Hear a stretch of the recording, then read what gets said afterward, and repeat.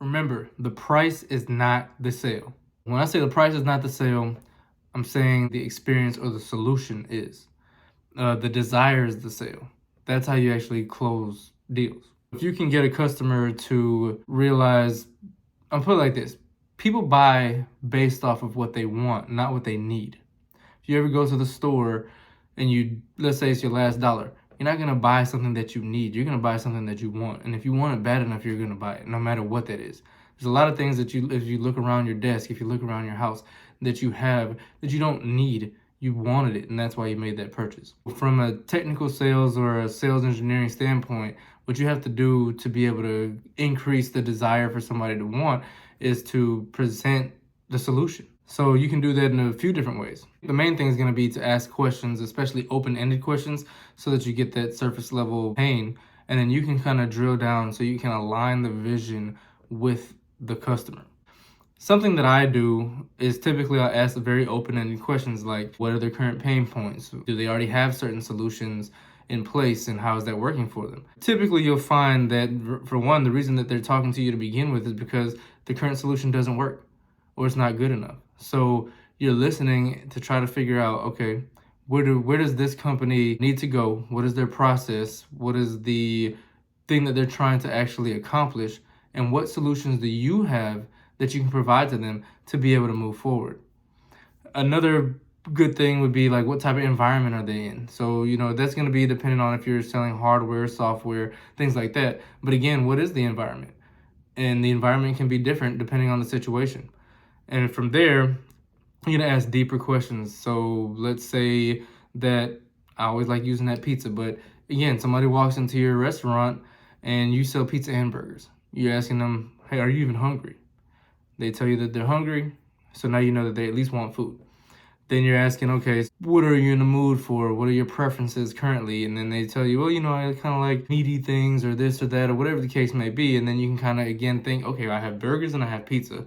What is going to be the best solution? So you're still listening, you're trying to understand what it is that they want, not even what they actually need. So from there, you got to realize that you're not in control of the price as a sales engineer. That's typically going to be the salesperson. They're the ones that's going to write the quote. You don't even care about that. All you care about is being or providing the best experience or the best sample in your presentation or your demonstration to the customer. So you're thinking already, think about it like you're going to the mall and you're walking around the food court and you got somebody that's handing out the little chicken or a little sandwich or whatever, and they're trying to give you a sample to make you go buy the whole entire thing.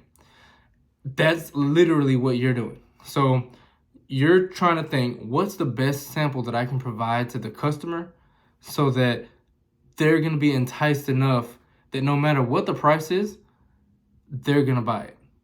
And at the end of the day, if you come at it from a place that you don't even care if they buy or not, you're just worried about providing the best solution or the best answer for that customer and their problem, then you win. Another key thing that I think that has helped me to be successful is I always look at it from, so again, my background is mechanical engineering. I did design for a couple of years, and I did design for about 7 or 8 years. Moved into applications engineer, which is a lot more customer facing, and now I'm a sales engineer. So something that I've learned is, and we'll talk about this in another video, but what you really want to do is simplify the solution so that they can understand. So, and like I said, we'll go deeper in another video. But one of the biggest things that you can do is always remember that you're technical and sales. So if you come at it from a mindset of, yes, I'm still trying to convince somebody, or from like a sales kind of mindset, as well as being technical, you can't really lose, because again, the solution might not just be the product.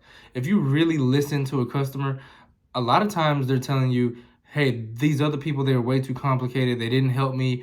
They didn't provide the customer service when I called them. They didn't answer, whatever the case is. That in itself is also, depending on, the length of your sales cycle, but that in itself is also a part of the sale.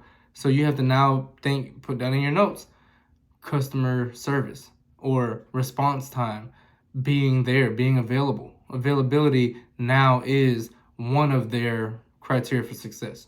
And then on top of that, they're also looking for the solution to do whatever it is that you needed it to do. That in itself, I think, will separate you from the crowd. So again, you can go to, company A, company B, where you are. Company A, they might have a great solution. It might even be the same product.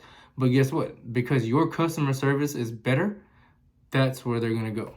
The way that you relate the information is better, that's the way they're going to do. If you can simplify it for them, because at the end of the day, something that from a mechanical engineering standpoint, a lot of people are still trying to be smart. They're still trying to explain on a really high level, where in a more sales-oriented environment, those people don't care about how hard it is. Matter of fact, they don't even want it to be hard. They want something simple, something that is easy to understand, something that they can go and share with the rest of their group, and they know is going to make them money or make them more efficient.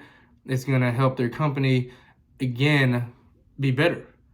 And that's what's going to make them want your product even more and even want you. Again, from that standpoint, you don't even care about the price. At the end of the day, it's not even your job to come up with the price.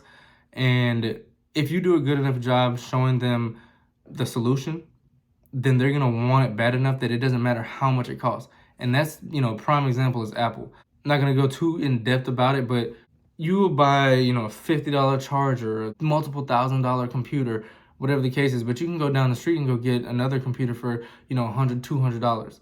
But you're going to go and pay thousands of dollars for that Apple just because you want it. And I'm not going to say that Apple's not a great product, because I have plenty of Apple products myself. But at the end of the day, you're making that purchase regardless of what the price is. It's really what I'm trying to say. You're making the purchase regardless of the price, because that's what you really, really want.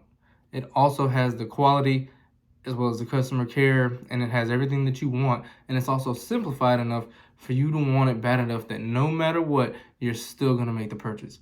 So best thing that you can do in your demonstrations, in your presentation, your follow-up, whatever it is, your interactions with the customer, put your best foot forward. Always present yourself as well as the company's product or process or whatever the case is in the light that aligns with the customer's vision, so that no matter what, they're going to think, I got to have this. I don't care how much it is. So when the salesperson comes in, it doesn't matter what they put on the table, they're going to buy.